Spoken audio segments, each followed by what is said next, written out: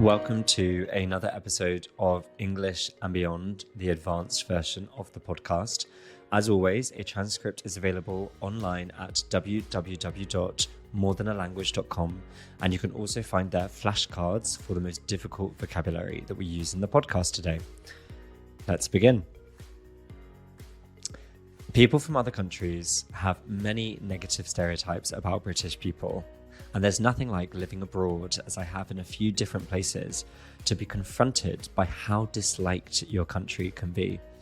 Of course, there are some pleasant stereotypes too, about politeness, queuing, apparently our sense of humour. We've discussed some of those topics in the podcast already, in fact, but there's also a lot of negativity about our apparently terrible food, our inability to learn other languages, our antisocial behaviour abroad, especially while drunk, and perhaps most cuttingly, most hurtfully, our teeth. And I say hurtfully because I have developed over the years a bit of an obsession with teeth, and this has been passed down directly to me from my mother. One of my favourite jokes from The Simpsons is when the Simpson family goes to the dentist for a checkup. Ralph Wiggum is in the dentist chair, and he's being interrogated about his brushing habits. The fearsome dentist correctly works out that Ralph has been neglecting his teeth, and he needs to give him a scare to make sure that he brushes twice a day. So to do so, he pulls out the big book of British smiles, which culminates in a photo of Prince Charles's unattractive gnashes. Ralph, unsurprisingly, breaks down sobbing, "Enough, enough," with the threat of having teeth like a Brit. So, we Brits have a terrible reputation for teeth, but do we deserve it? Well, as a good patriot, you can imagine that I'm going to defend the UK's dentistry.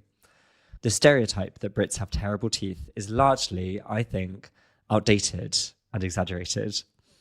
According to a 2015 OECD study, the average number of missing teeth for UK adults was, in fact, lower than in the USA, France, or Germany. In fact, a 2018 survey by the Oral Health Foundation found that Brits had some of the healthiest natural teeth in Europe, with the average adult having 6.97 missing or decayed teeth, significantly fewer than in Germany, apparently, although I have to say, I am quite surprised by how big that number is. While historically, the UK's focus has been more on functionality than extreme cosmetic whitening, issues around NHS dental access do mean that some Brits have struggled with affordable treatment in recent years. In addition, many people fear the dentist completely and will go years without attending a checkup, or they'll only go under severe duress, under huge pressure. Incidentally, that's the way I've always felt about the hairdresser. I hate getting my hair cut. I hate the small talk during the process.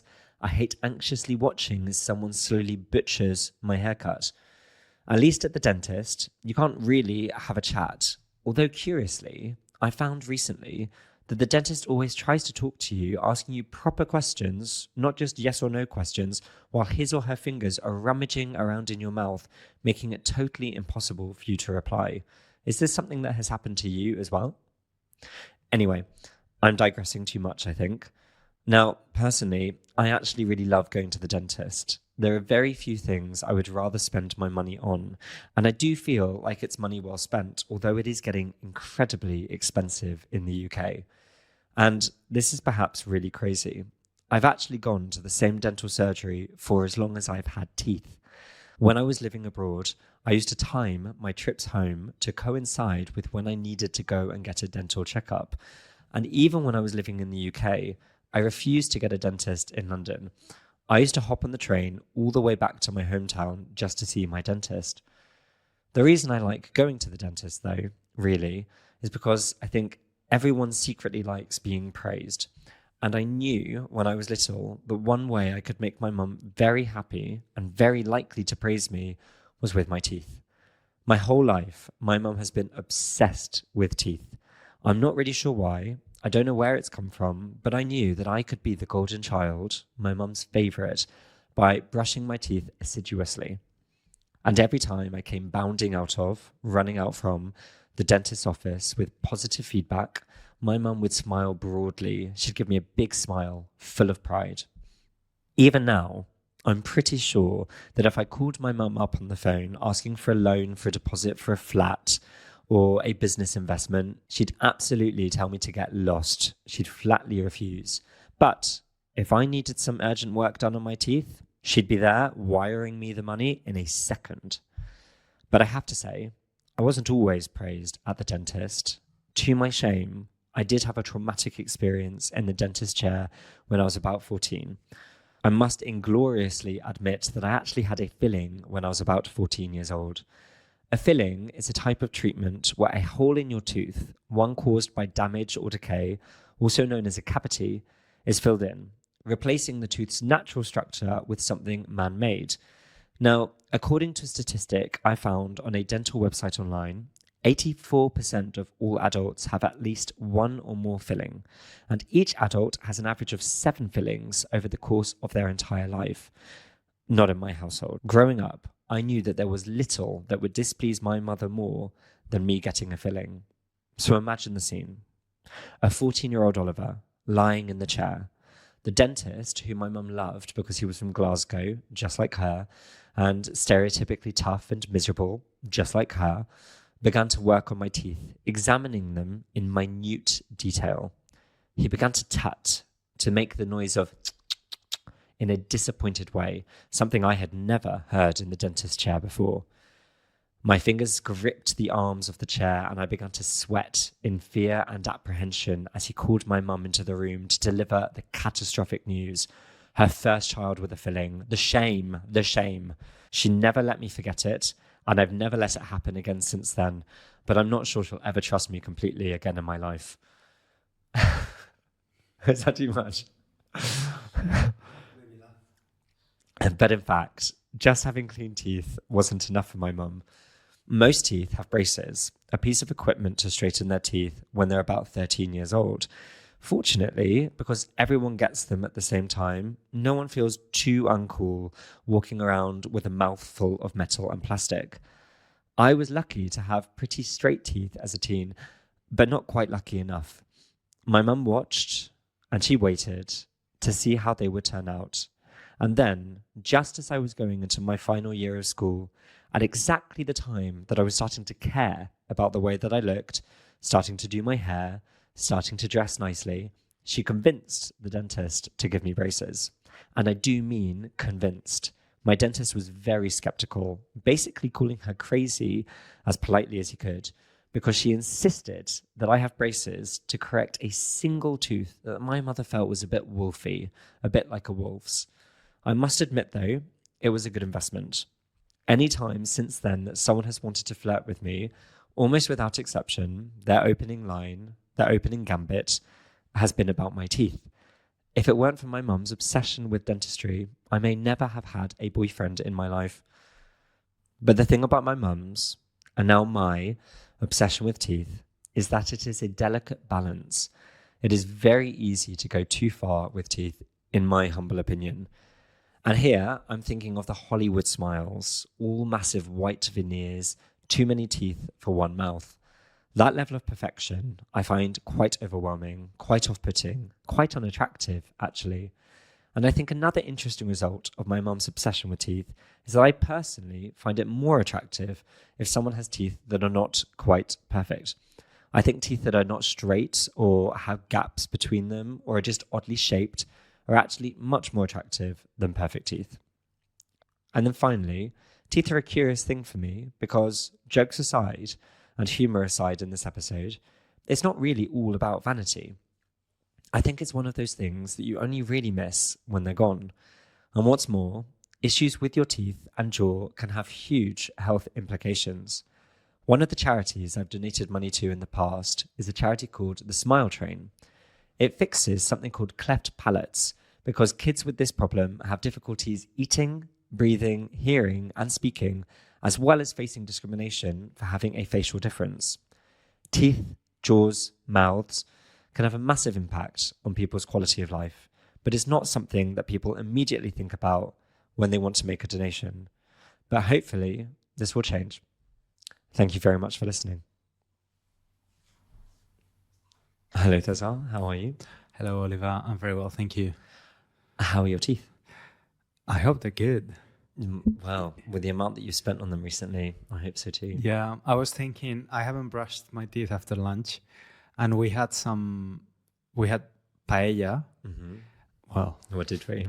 some kind of paella, We had rice. but I used some sauces, and one of them is very coloring. Mm-hmm. So ideally, you should brush your teeth after use it because otherwise your teeth get yellow. Well, So, I feel like despite I've said that I have an obsession with teeth, and it's true, but I, like all of the topics that we talk about, feel very out of my depth in terms of actual knowledge, because you hear very contradictory things about how you should take care of your teeth, you know, in terms of you're not supposed to brush them too soon after eating sugar and stuff like that, right? yeah, I've heard that about acidic food like oranges, for example. So maybe it's the same about coloring. I don't know, that, you know, it could be counterproductive even to do it.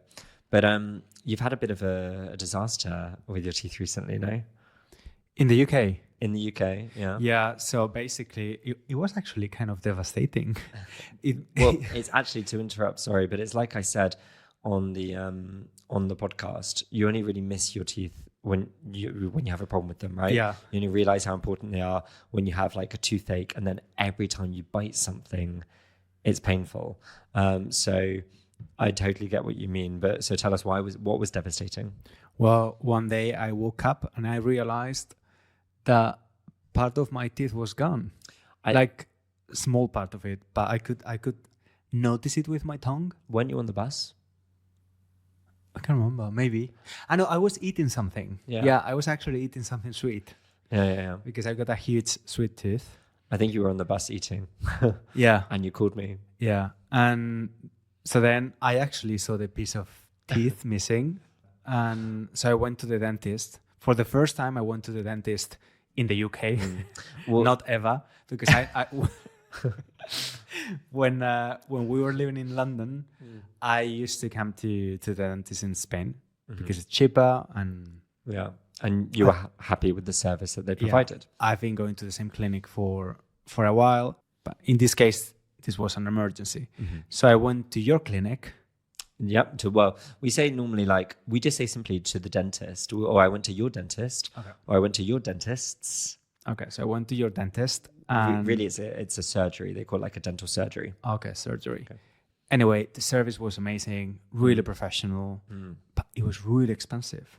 So I think I had a couple of fillings, but they had to reconstruct or rebuild the tooth. Yeah. So it was almost £1,000. Wow.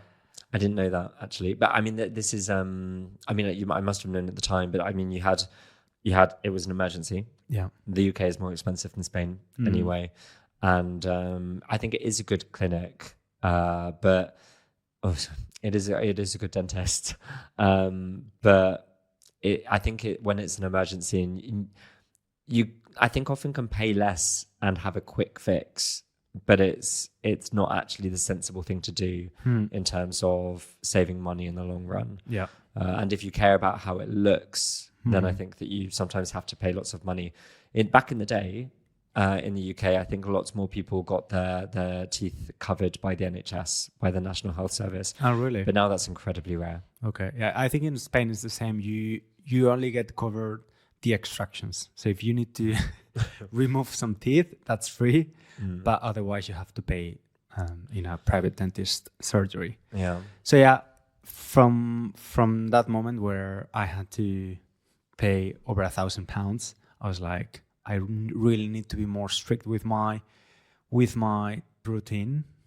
And it's not only about brushing and flossing, but also what you eat, what you drink, be more careful, be more mindful. And now in Spain, since it's cheaper, I've done something I've been wanting to do for a while, since we are preparing a new course for the Spanish section. And in fact, focused on pronunciation. Exactly. So your teeth are going to be the kind of the stars of the course. Yeah. So we might have some close-ups on camera of my teeth. And I was like, well, I've never smoked and I don't drink that much wine, but I drink a lot of coffee. You've never smoked? I think you said I've never spoken. Yeah. That's the kind of an American person would say. I think it's the kind of thing that, you know, a child would say, because it's, you know, when children, a lot of the time they're not sure, they kind of apply rules that are true for some words more liberally. Yeah. And so they end up saying things like, I bringed something to the party instead of I brought. I recently watched a video on Instagram where there was like a compilation of people, like English native speakers, struggling with the participle forms of the verbs. Yeah. So I did this whitening. You whitened your teeth. I whitened my teeth. And so for a week, I could eat only things that were white. It was the most boring diet ever. Rice, broccoli, tofu, no coffee, no wine, no soda, no. Because the issue was if you have just had your teeth whitened and you eat something with a lot of color, your teeth end up that color. Exactly, right? Because after this treatment, your teeth need to rehydrate again. Rehydrate again, and so they will try to get as much hydration as possible from anything you eat or drink. So if you have like an amazing Indian curry, exactly, it's very like a deep red, then you end up with blood-stained teeth. And the part where I struggled the most was about not having coffee. God, I had to buy caffeine pills at the pharmacy. At that point, I would say maybe this has gone too far, César. Maybe if you're having to buy pills to get your dose of caffeine. Yeah, no, but I'm actually super happy with the pills. I'm super happy, super productive. Everything done all the time, no problems. But no, I don't know who I told this, but I felt happier having these pills. You know, we can do an episode about drug addiction, César, but that's not what we're talking about today. Anyway, why do you think the NHS, the public system, the public health system, and the Spanish health system is the same? Well, I think at the moment, I don't know enough about NHS financing, but I think that basically it's just a series of slow cuts of things that were included originally that are not included now, because simply put, the country is much bigger. Everyone is living a lot longer, and therefore needing, you know, holistic coverage of their health their entire lives, and the country just can't afford it. I think as the country ages and there are fewer young people paying to support older people with more considerable health needs, I think that things have to go. And teeth obviously are a very important part of health, but it's not important enough, especially with things like braces, which are not always, but often aesthetic. Yeah. You know, it's something has to give. However, I've noticed over the last decade, braces especially, and things like Invisalign, where you can get your invisible braces. I guess that's what it is. I'm not sure.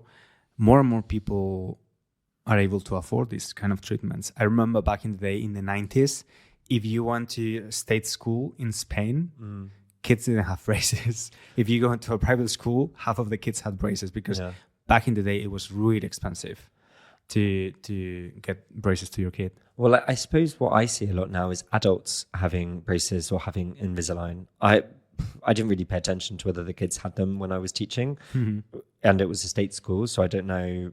You might be right or not about a private and state division, but definitely lots of adults I know are getting braces and Invisalign, and I don't know that I would agree that it means that people can afford it more, or whether it's that it's become more of a priority for people, especially because I think people now, from a cosmetic perspective, people do put more effort into things like teeth, that aspect of their appearance, than they used to, because there's so much pressure nowadays in our generation to look nice all the time, in a very unrealistic way.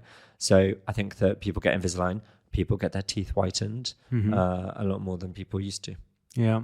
And what do you think of American films, like Hollywood films, where you got this medieval story and the actors and actresses have like the whitest teeth with huge veneers and things like that? So I don't know, but I think that at least one of our kings had wooden teeth.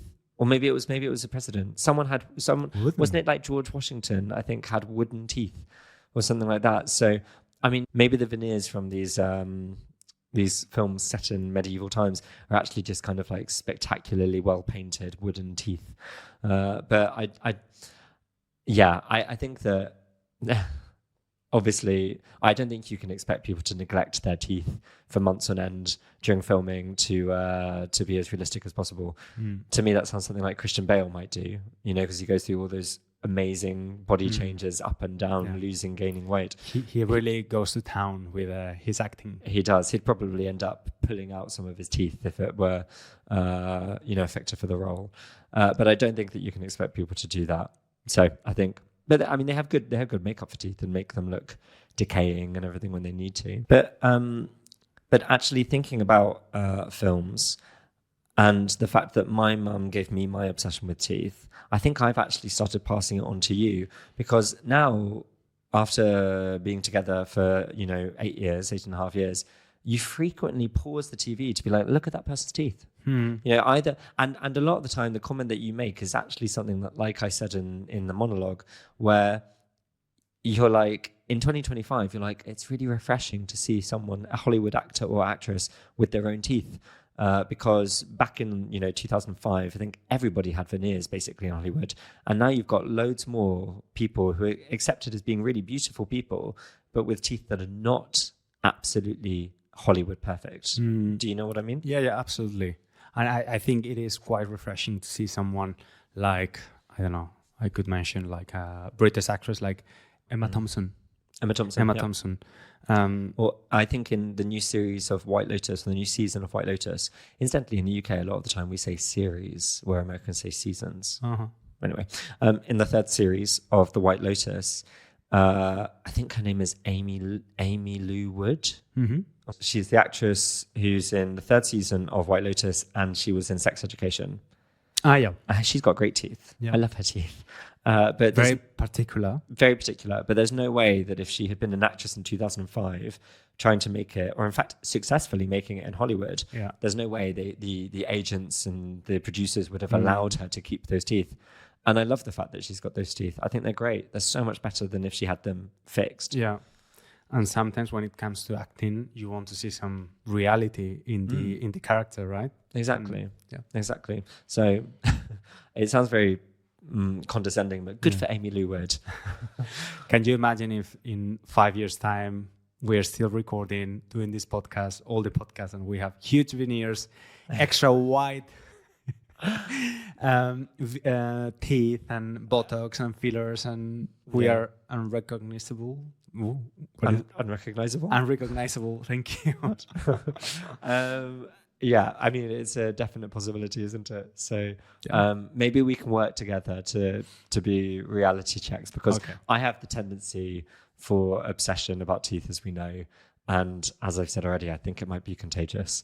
So anyway, thank you, César, for coming here and discussing my favorite topic. This is actually the second podcast we've done about teeth, because we did one for the Spanish podcast, which I'm actually wanting to do a sequel. It's becoming like an obsession. Well, it already is. Maybe you should create a podcast only about teeth, and interviewing people about their teeth journey and things. Yeah, well, I mean, don't joke, I might, with all my free time. So thank you very much, César. And listener, if you have teeth, please consider liking, sharing, subscribing, and everything like that, because we rely basically on you doing those things for us to help the podcast to grow and help us produce episodes. Shall we finish with our best smile on camera? Well, we should try to get the thumbnail. So looking psychotic. Okay, thank you very much, and bye.